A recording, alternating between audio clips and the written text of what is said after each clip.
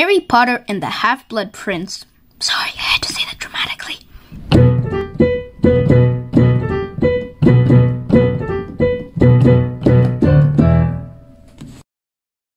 So Harry Potter and the Half-Blood Prince was once again directed by David Yates and tells a story about Dumbledore and Harry going on short little quests and learning information about how to defeat Voldemort. Right before we get started, please just remember that this is just my opinion, and my opinion isn't the right opinion, it's just my opinion. I would love to hear your opinion down below. Without further ado, let's get started with some of the positives. And the first positive that comes to mind is I like how this movie explores the more character dynamic side of the battle. You learn about Voldemort's backstory and his motivations. You learn through little memories about Voldemort's backstory, what Voldemort wants, and really his motivations. So this deepens the characters in this world and really expands them, because now you understand their goals. Also, you deepen the friendship between Harry and Dumbledore in this movie, which creates more weight and emotion for Dumbledore's demise later in the movie. You also get to see what these characters have become. For example, Draco is no longer just a bully. He's kind of a Death Eater.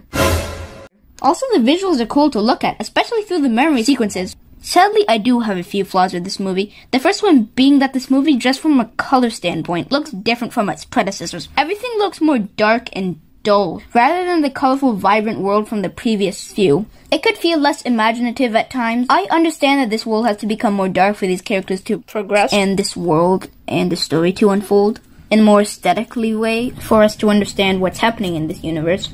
Things in this movie just feel dull and tired. This movie also has different side quests about love potions and people having feelings for one another, which could detract from the main plot at times, and mull the forward sense of momentum that each scene builds up, because you jump from different storylines to different storylines, which could lack the main focus that each scene builds up and builds up and builds up to the conclusion.